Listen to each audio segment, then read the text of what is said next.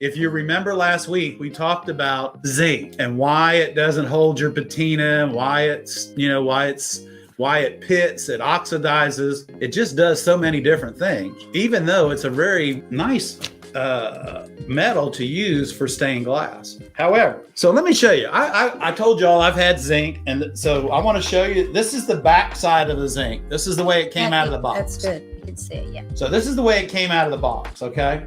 So what did I do? I took steel wool and I steel wooled about a 5-inch section of it on the other side. And then I cleaned it and I patinaed it with black patina. So now I want to show you, this is the black patina on a steel wool piece of zinc. It held up quite well. This spotty look here, blotchy, spotty, this look, oh, can you down where?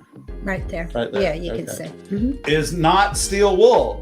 So you've got to steel wool it, but I want you to keep in mind, because this is a metal, okay, that when they're extruding this, they start out with a flat stop, and I'm not sure if you can see that. I'm going to hold it still. Hold on. There it is, right there. Yeah. So anyway, I want you to see, if I opened this piece of zinc up, okay, it would be about 1.125 wide, and then they run this through an extruder. That extruder has to be lubricated somehow. So a lot of the problems with you not getting anything to stick to zinc. A